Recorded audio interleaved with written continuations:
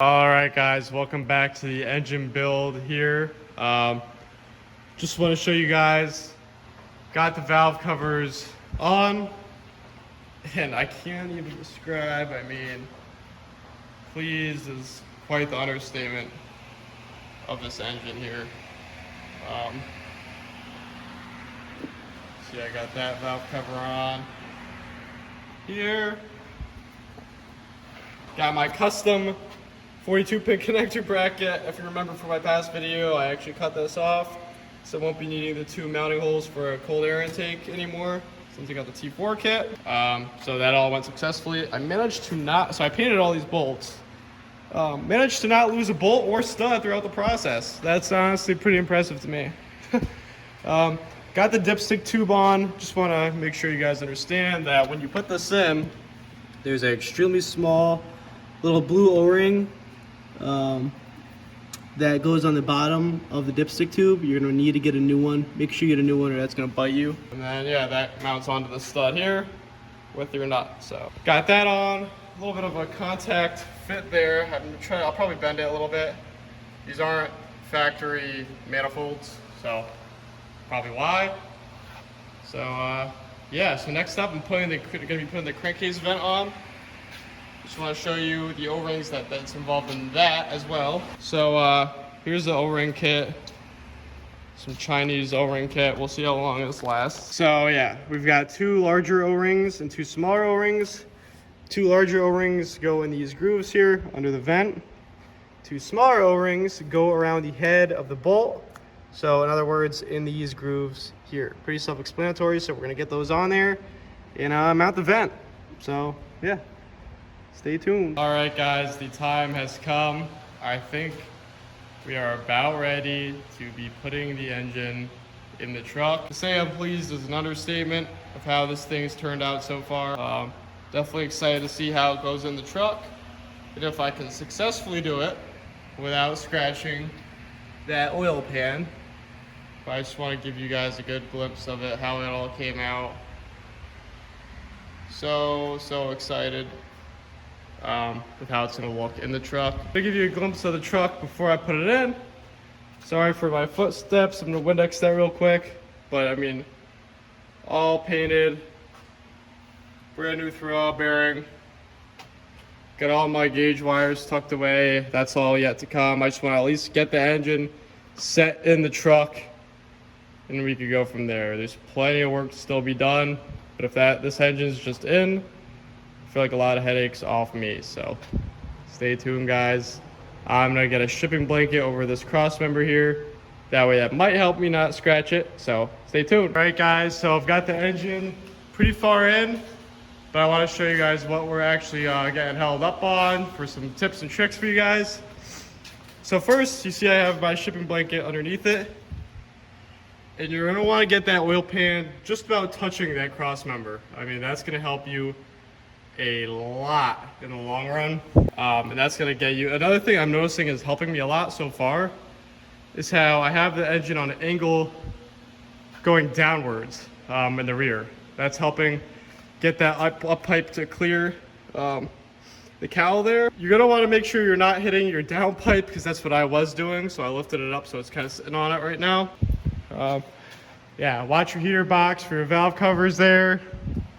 And then another thing is the crankcase vent is going to like to hit that cowl again. And then my next issue arose with the transmission. I'm not sure well you can see that, but you're going to want to make sure it's not making contact with your trans, which actually might be against. Yeah, guys, just take that into account, but we're getting dangerously close, I must say. Stay tuned. All right, guys, it's the next day here, but I did end up getting the engine successfully in. It was quite the juggle, as it pretty much always is. Nothing really changes. There's always, pretty much what happens is, like I was kind of showing you, I get it very close back there, but then you start running into issues with your studs to the mounts. They're pretty much dragging at that point, and they need to get in because that allows the engine to get lower. And then your next issue is the splines and the transmission need to get lined into the clutch.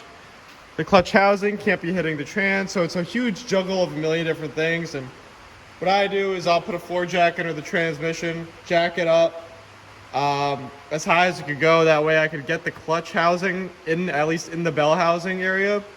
And then I kind of dropped the both, and that helped it a lot. Pretty much, and then at that point you're messing with the motor mounts. It's a juggle.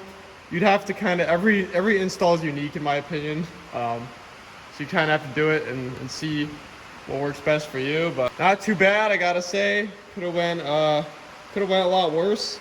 Definitely one of the faster ones that I've done. So we're in now. I mean, I got trans bolts in it. The clutch seems to be working. I think I'm gonna need to get a slave cylinder because it's got a factory slave cylinder on it. It's just junk. I need to get a South Bend, especially for the price that I paid for a nice clutch. And I'm gonna be over here using a junk slave cylinder. Not happening. So next steps for me is I'm going to take those eyelets out and put the rest of the fuel lines on. I think I'm about ready for that. I'll get those fuel lines on and then possibly fit the turbo on today. Maybe. We're gonna see where we get. I'm gonna be recording it all, so you're gonna wanna stay tuned, guys. All right, guys, so got the fuel lines on here, the feed lines. So you can see there is a, try to show you. See there is a kind of like a T there. So the threaded fitting you could probably barely see without anything on it is your feed line from the pump, which would be this line that I haven't hooked up yet. From there, you got a straight back to your driver's side, rear of the head. And then you've got a line that is it's a straight line, you know, it's a line, no kind of junctions on it. It has a 90-degree there. That connects to your T from the feed, and that goes to your passenger side head. And there is a fitting all the way in the back there, as you can see. So, fuel lines done, out of the way. That was fairly simple. I routed them. I'm sure IRATE has their own way, but under your valve cover harness there, I could try to put them over and see if it would change anything, if it fits any better, but I don't know. I like that so far. I don't think it'll chafe that bad, so we'll see. So next up, I think we have turbo. I think. I'm sorry guys, but this is all so weird to me. I feel like I'm way too far ahead right now, and I feel like I'm missing something significant. I don't know if you guys have ever run into this feeling when you're doing an engine like this, but it's weird that I'm doing the turbo already. But heck, I don't know. So I'm gonna get this turbo housing on and see how it goes. All right guys, so onto the T4 turbo install. We're gonna have our drain. This is our drain here. So this sticks into the valley. There's a hole in the valley. If you have a Super Duty, there's gonna be a freeze plug on it. It's not really a freeze plug, it's a plug that you need to tap out. And then you're gonna pretty much insert this into the hole. It's just the O-ring. That's all that holds it. And you can spin it freely to align it with the turbo. This fitting, because this is used, that's why it's all together, guys. But this fitting you're also gonna get, you're gonna wanna thread that with thread sealant into this drain here. And then you're gonna have this kind of pipe that connects this part of the drain to the turbo. And again, this is gonna be a separate piece as well. But pretty much put the bottom piece in first. You're gonna wanna put your turbo on. You'll see you'll have your bottom drain fitting there. You're gonna kinda wanna put this on next and then align this pipe with this, because you'll be able to spin this, if that makes any sense. I mean, I'll show you it. I know it's a lot, that might sound confusing. You're gonna wanna make sure you have your O-ring on here. I did put a brand new O-ring on this. So we're just about ready to put this in the valley here, so stay tuned. I also figure I'll mention, I got a new gasket for the drain on the turbo side as well, just to be safe. You know, I don't know when this one might want to fail and start leaking, and I had it right in front of me. It came with a O-ring kit that I got from IRATE, so I was like, you know, it's 2 bolts. I'll just put it on. And they did actually change styles. I mean, I'm not sure how old this is, but this is more of a, I want to say like a rubberized kind of gasket. It's not really, I don't know what it is. But the new one they gave me is more paper. It's blue. I mean, I'm not sure if there is a reason why they changed it, but good to know. I'm kind of cool. But yeah, so I got that drain fitting on, and as you can see, this is another fitting they're gonna give you. You're gonna want to put the pipe sealant on like you see this one has on it and tighten this up. But it's all a fitment thing, guys, so take that into account when you're tightening this. You're gonna want to tighten it at an angle that matches your angle of your drain in the valley as well. And again, when I have this installed, I'm gonna show you guys all what I mean. But it could get very confusing. Get this on there, on that up pipe assembly, and show you guys what I'm talking about. Something else I'll show you before I get the turbo on. Make sure you're putting a new T-4 gasket on these studs, guys. Please do not forget that. You're gonna have quite the exhaust leak, and don't reuse your old one. So just want to make sure you guys know that. Put a new T-4 gasket on it before you put that exhaust side of the turbo on. It needs a gasket. So now I'll put the housing on and show you guys. All right, guys, so got the turbo mounted on. Just want to give you guys a little rundown of what to do here for the T-4 kit.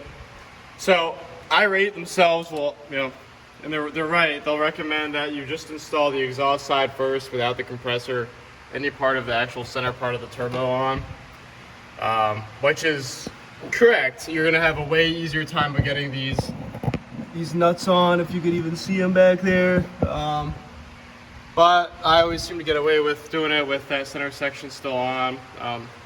Pretty much, if you want to take the center section off, you just take all these bolts off the same way you take a compressor housing off, and take the clamps off, and that whole center section will slide out. So yeah, now next for the drain, you could probably see what I am talking about now. So that little piece down there sticks in with an O-ring to the valley.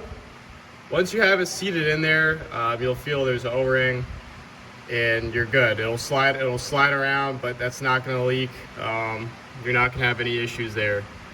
So next up is, like I said, that this top fitting on the turbo here and this fitting, you're going to want aligned with each other when you thread it on with pipe sealant. You're going to want to tighten it in a way that they're aligned to get straight up, so that when you put the center pipe in, you'll be able to thread it on one side and it'll thread right up to the other side. So I hope that clears a little bit up, and if you are in the middle of doing it, you get a visual on how this one actually is. And again, that's how your drain will sit. It does stick a little bit up. I remember last time I did this on my other truck, I thought that was weird, but that's just how they are. It's not gonna leak. My other one doesn't leak. Then for your feed line, you're gonna have a fitting that they're gonna give you. Put pipe sealant on that, thread it in, tight, hand tight, and then about 2 to 3 turns with your pipe sealant. What I would personally do is, and then I showed you in the previous video getting that fitting onto the pedestal, again with pipe sealant. But then for the line itself, I would thread it onto there by hand, but so that you could still spin this around. Then thread it on the top here. You're gonna wanna align it in a way that's not gonna kink or anything. And at that point, what I did is I tightened it at the bottom while holding it up here at the angle that I want it. And then again, as I tightened it at the top, I held it to where I want it, so it's not spinning around when you do tighten up the fitting. And there you have it. I mean, you've got your drain and feed hooked up. It's nothing crazy, guys. But I mean, when you get it new, it's just a lot of aligning that you're gonna wanna kind of take a step back and figure it all out. Even what I would do if you had the engine out like I did, is I would mock all this up, thread all these fittings in with the engine out. And then obviously you can't install the engine with the turbo on, but that way you now have your fittings aligned where they need to be, and you're not gonna be fighting it while it's in the truck. That's what I did with my last engine when I bought this kit new, but I have this used, it was already aligned and everything for me, so that's why I just did it while I have everything in here. But now, yeah, so next up is for the turbo, just gotta put that compressor housing on, which is held on by clamps and bolts. And I'm gonna leave that loose because you're pretty much gonna need that loose until you put your intercooler pipe on, because that's gonna tell you exactly where that housing needs to point to get the intercooler pipe to successfully clamp onto the turbo housing with a boot. And so that's not a weird angle. So that's pretty much that, guys. We're gonna hit that next, so stay tuned. All right, guys, so turbo housing is on. Just kinda wanna show you guys. Just gotta get your clamps on, get those bolts started. You could even get them pretty snug, but as you're snugging them, just check on your housing and make sure you could still slide it. You see it takes some strength for me to slide it, but you still can.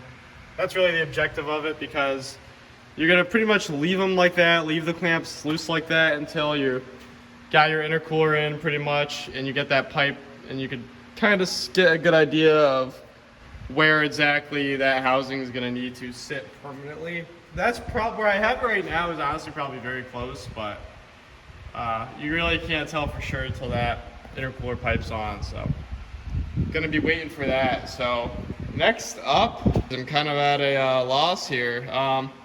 Probably put the intake spider on, I guess. This is all so weird to me. I can't believe I'm doing this stuff already. So yeah, I probably put the spider on, then I got a lot of wiring to do. I gotta wire up the gauges and everything. And after that, I gotta, get my AC compressor on, get an alternator on it, get a belt on it, get a fan on it, and which I have. I just gotta do it. So yeah, I mean, we're getting down to the wire here, guys. As crazy as it is, we're getting close. So the fuel line regulator return system looks so nice compared to factory. I love it already. Stay tuned as we get closer and closer on this project here, but I'm so excited with how it's coming out. So yeah. All right, guys. So I've got the intake elbow here. T-4 elbow. It's not stock. I got our sensor fitting in there, and this is a tube that for me goes out to the boost fooler, but it would normally go to your map sensor, and that would read you boost pressure from there. Yeah, this is simply a temp sensor, 2-wire sensor. So I'm gonna hopefully get this on the plenums and see how that goes, tighten up these clamps. So yeah, stay tuned, guys. Alright guys, so as you can see, I got the intake elbow installed there. It is a little weird trying to get the boot where you want it, because there's a million adjustments you could do with it. You could slide it higher on this and get it on the plenum. You could go half and half, which is what you should do. It just gets difficult to do that simply because the boot you'd have to tighten it on one end so the boot didn't slide on the end that you picked, that you tightened it on, and then somehow get the elbow on. It just gets difficult that way because it doesn't, you'll see when you put it on, it doesn't want to just, if you see the angle that the plenums are sticking out at, if you have the boots on the plenums first and you put this on, this does not want to slide around both boots. You can with a screwdriver if you work your way with a screwdriver around the boot, but it's difficult. So just want to give you guys a heads up on that. I just left them both loose, and it made it a little easier for me, so I could adjust what I need to and get it to where I want. So I'm pretty happy with how it is. I mean, if I grab it, you literally can't move the thing. So hoping for no boost leaks. If I have boost leaks, no problem, guys. It's not that hard to adjust. I'm not freaking out over it. So, I mean, honestly, anything with this engine, I'm not.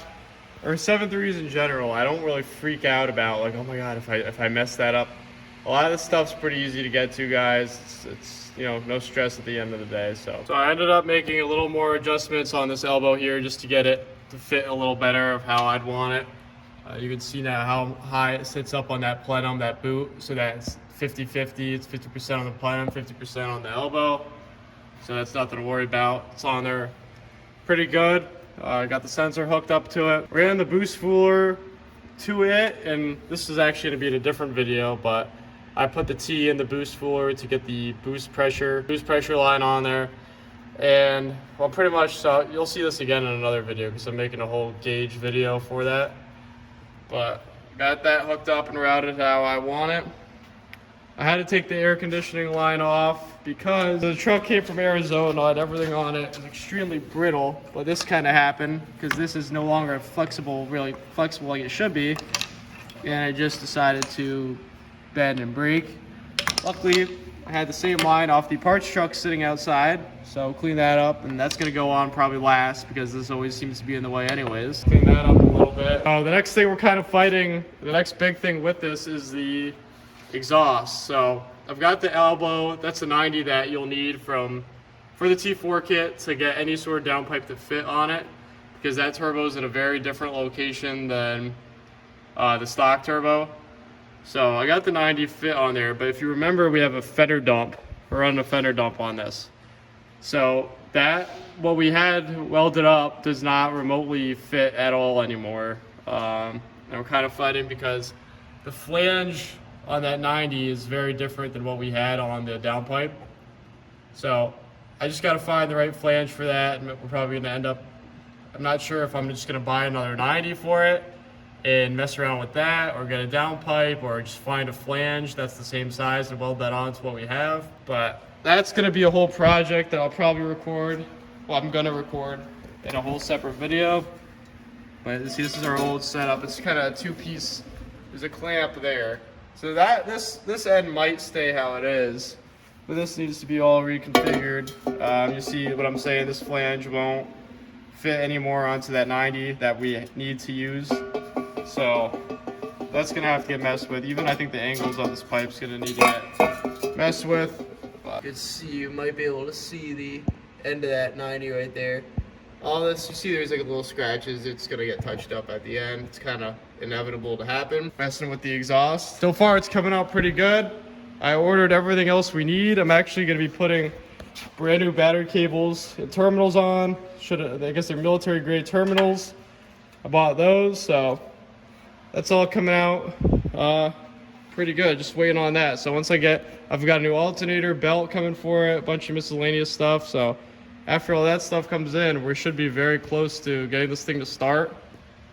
I'm even going to order custom tune revisions. I'll probably make a whole video on how to do that, from jelly built to match what I changed on this engine to the previous engine. Also some miscellaneous things with the engine reassembly. We've got our 42-pin connector hooked up. All power steering lines are on the pump. And for our crankcase vent here, I've got the hose that's venting out to the atmosphere back on it, kind of cleanly routed to the back of the valve cover, and that just goes out to the frame rail, and that kind of vents out there.